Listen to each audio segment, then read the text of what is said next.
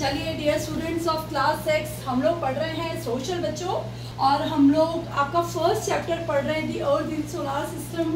ठीक है, इसमें बच्चों हम लोग बहुत सारी हमने चीज़ें पढ़ी। हमने सैटेलाइट के बारे में पढ़ा, हमने मून के बारे में पढ़ा, हमने प्लैनेट्स के बारे में पढ़ा, और बहुत सारी इंटरेस्टिंग जो डिटेल थी वो हमने पढ़ी। अब हम लोग बच्चों पढ़ेंगे इसमें एस्टेरॉइड्स। बहुत अच्छी चीज़ है, आप लोग जानेंगे और आपको जान के मज़ा भी आएगा। एस्टेरॉइड्स क्या होते हैं बच्चों? एस्टेरॉइड्स की यदि हम बात करें तो asteroids are called minor planet, है ना। छोटे जो प्लैनेट्स होते हैं जो हमारे यूनिवर्स में कहीं ना कहीं घूमते रहते हैं, ऐसे जो छोटे प्लैनेट्स होते हैं उनको एस्टेरॉइड्स कहा जाता है। So asteroids are called minor planets. ठीक है, इनको बच्चों डेब्रिस ऑफ सोलर सिस्टम भी कहा जाता है। इनको डेब्रिस ऑफ सोलर सिस्टम कहा जाता है। ये जो डेब्रिस होते हैं, ये जो छोटे छोटे कह सकते हैं आप एक तरीके से पीसेस सोलर सिस्टम में प्लैनेट से छोटे जो होते हैं, और वो जो होते हैं वो कहाँ घूमते रहते हैं बच्चों? जो मार्स और जुपिटर के जो ऑर्बिट है, ठीक है, ऐसे जो डेब्रिस होते हैं बच्चों, वो मार्स और जुपिटर की जो ऑर्बिट है बच्चों, मैंने पढ़ाया था आपको ऑर्बिट क्या है, तो उस ऑर्बिट में ये घूमते रहते हैं। और ऐसे जो एस्टेरॉइड्स होते हैं वो उस ऑर्बिट में पाए जाते हैं। ये ऑर्बिट्स होते हैं, ये भी सोलर सिस्टम का जो पाथ होता है, जो ऑर्बिट होता है, उसमें वो चक्कर लगाते रहते हैं, घूमते रहते हैं। ठीक है बच्चों, बात करें कि कितने एस्टेरॉइड्स हैं हमारे पूरे यूनिवर्स में या पूरे सोलर सिस्टम में। ओवर अ मिलियन एस्टेरॉइड्स है, मतलब कई मिलियन एस्टेरॉइड्स जो हमारे यूनिवर्स में यानी हमारी आकाशगंगा में घूमते रहते हैं। बात करें सबसे लार्जेस्ट एस्टेरॉइड्स के, जो बड़े दो तरीके के होते हैं बच्चों, एस्टेरॉइड छोटे भी होते हैं और बड़े भी होते हैं। जो बड़े जो एस्टेरॉइड्स होते हैं बच्चों वो बॉल शेप्ड होते हैं।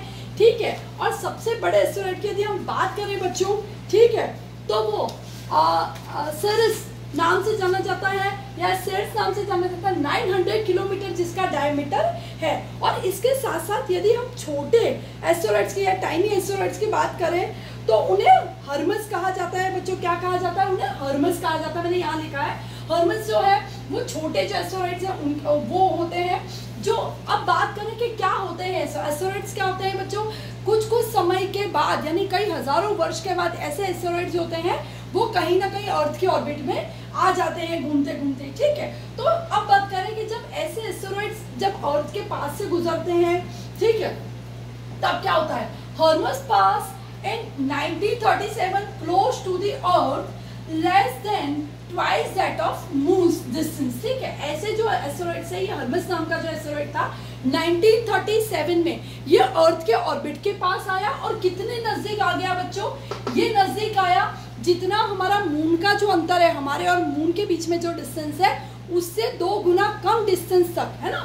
मान लीजिए कि मून हमसे 10 किलोमीटर, एग्जाम्पल दे रही हूँ बच्चों, मून हमसे 10 किलोमीटर दूर नहीं है, मून जो है 10 किलोमीटर दूर है, या मून जो है वो 12 किलोमीटर दूर है। तो ये जो मतलब जो हर्मस जो था ये तकरीबन इससे 2 गुना कम दूरी पे, है ना, यानी 3 किलोमीटर दूरी पे ये अर्थ से पास हुआ। क्या होता है अब जब इस तरह के एस्टेरॉइड्स जो होते हैं बच्चों, जब ये अर्थ से टकराते हैं, है ना, बहुत बड़ा धमाका होता है, बहुत बड़ा बर्स्ट होता है, एक झटका लगता है बच्चों। इसको कोलाइजन कहते हैं। जब एस्टेरॉइड्स, कोलाइजन का मतलब होता है बच्चों टकराव होना, आपस में क्लैश होना।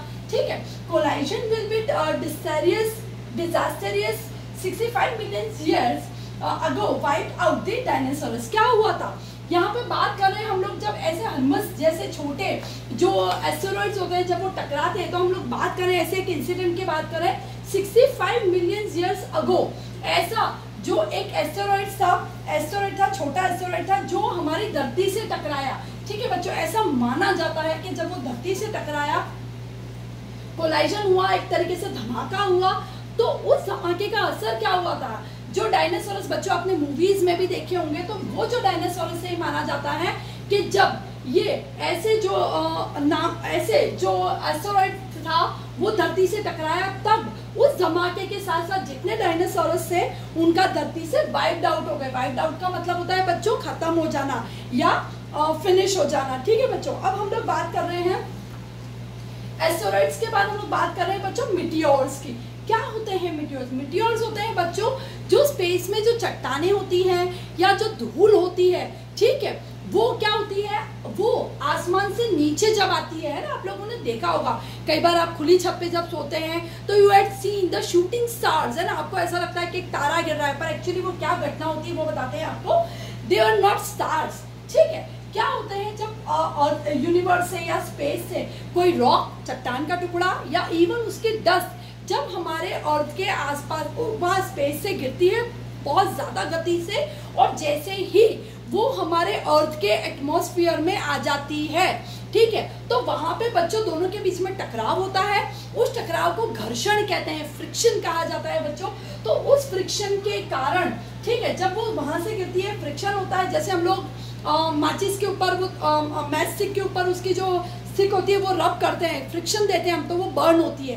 तो इसी तरीके से जब मिट्योर्स होती हैं बच्चों, वो एटमॉस्फेयर में आती हैं और एटमॉस्फेयर के साथ फ्रिक्शन में आती है, फ्रिक्शन के साथ आते ही वो शूट आउट हो जाती है, बर्न होने लग जाती है। तो हमें ऐसा लगता है बच्चों तारा टूटा हुआ है, वो शाइन कर रहा है। तो ये मिट्योर्स होते हैं बच्चों, शूटिंग स्टार्स कहलाते हैं। मिट्योर्स स्टार्स नहीं है, meteors are not stars, meteors होते हैं शूटिंग स्टार्स कहलाते हैं। क्या होते हैं वो, पीस ऑफ रॉक, किसी चट्टान का टुकड़ा हो सकता है, एंड इवन डस्ट पार्टिकल्स, और इवन हो सकता है उन चट्टानों की धूल भर भी हो, लेकिन जैसे ही वो अर्थ के एटमॉस्फेयर में आती है वो बर्स्ट आउट हो जाती है, जलने लग जाती है फ्रिक्शन के कारण, ठीक है बच्चों। तो उन्हें हम मिट्योर्स कहते हैं। अब क्या होता है, ऐसे मिट्योर्स जब बर्न हो जाते हैं और उसके पीसेस धरती पे आके गिरते हैं, when the meteors hit the ground, आएंगे धरती पे, आएंगे ग्राउंड पे गिरेंगे, hit the ground, it is called the meteorite, ठीक है। जब वो धरती पे आके गिर जाती है, धरती के ग्राउंड पे गिर जाती है बच्चों, तो उनको मिट्योराइट्स कहा जाता है। उनको क्या कहा जाता है बच्चों, मिट्योराइट्स कहा जाता है।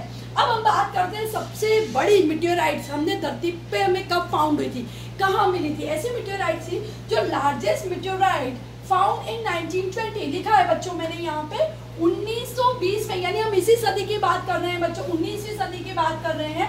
1920 में इन अफ्रीका एट होबा, अफ्रीका में होबा नाम की जगह है बच्चों, इन नामिया, नामिया कंट्री है, वहां पे होबा नाम की जो जगह है वहां पे 3 मीटर लॉन्ग, यानी 3 मीटर लंबी, और उसका वजन जो था बच्चों 60 टन था। ये सबसे बड़ी या लार्जेस्ट मिट्योराइट जो थी, हम वो मान सकते हैं उसको। अब ऐसी बात करें कि तकरीबन हर साल धरती पे बच्चों 150 मिट्योराइट जो है उनके गिरने का एक अंदेशा लगाया जाता है। और अधिकतर जितनी मिट्योराइट्स होती हैं बच्चों, अधिकतर जितनी होती है, नॉट ऑल, नंबर ऑफ मिट्योराइट्स, अधिकतर मिट्योराइट्स जितनी भी होती है वो बच्चों ओशन में गिरती है। कहाँ गिरती है बच्चों, ओशन में गिरती है। तो इन क्लिप में बच्चों हमने समझा एस्टेरॉइड्स के बारे में कि क्या है asteroids. Asteroids are called the minor planets, छोटे प्लैनेट्स कहलाते हैं। डिब्रिस जिन्हें कहा जाता है, डिब्रिस ऑफ सोलार सिस्टम, कहीं ना कहीं सोलार सिस्टम में वो मूवमेंट करते रहते हैं, घूमते रहते हैं। और Mars and Jupiter, two planets are there, बड़े प्लैनेट्स हैं मार्स एंड जुपिटर, उनके ऑर्बिट में इस तरह के एस्टेरॉइड्स होते हैं बच्चों, वो मूवमेंट करते रहते हैं, ठीक है। ओवर अ मिलियन, बहुत कई हजार एस्टेरॉइड्स हैं हमारे स्पेस में। Largest asteroids are ball shaped है, ठीक है। सेरेस 900 किलोमीटर इन डायमीटर, इसका सबसे बड़ी जो एस्टेरॉइड है उसके बारे में बताया जा रहा है यहाँ पे। 900 किलोमीटर का डायमीटर जो है 900 किलोमीटर है। हर्मेस जो थी, ठीक है, वो धरती के पास हुई थी 1937 में, और ये माना जाता है कि उसका डिस्टेंस कितना था, मून का और अर्थ का जो डिस्टेंस है उससे ट्वाइस कम डिस्टेंस था। और उसके पास होने से फिर क्या हुआ, कोलाइजन हुआ और डिजास्टर हुआ 65 मिलियन ईयर्स अगो, ठीक है। और जितने डायनासोरस थे वो सारे धरती से वाइप्ड आउट हो गए। इसके बाद बच्चों हमने मिट्योर्स पढ़ा, शूटिंग स्टार्स कहलाते हैं, पीसेस ऑफ रॉक्स और इवन डस्ट पार्टिकल्स हो सकते हैं। When meteors hit the ground, जब ग्राउंड पे आ जाते हैं, टकराते हैं, वो मिट्योराइट्स कहलाते हैं बच्चों। लार्जेस्ट मिट्योराइट की बात करें तो 1920 में पाई गई अफ्रीका के होबा इन नाम्बिया में होबा नाम की जगह है, उस प्लेस पे पाया गया। 3 मीटर लॉन्ग थे और उनका वेट 60 टन था। तकरीबन सालाना 150 मिट्योराइट जो है वो धरती पे गिरती है, और अधिकतर मिट्योराइट से बच्चों वो कहाँ गिरती हैं, ओशन में गिरते हैं। I hope you all enjoy this clip, बहुत अच्छी नई जानकारी मिली। Thank you very much.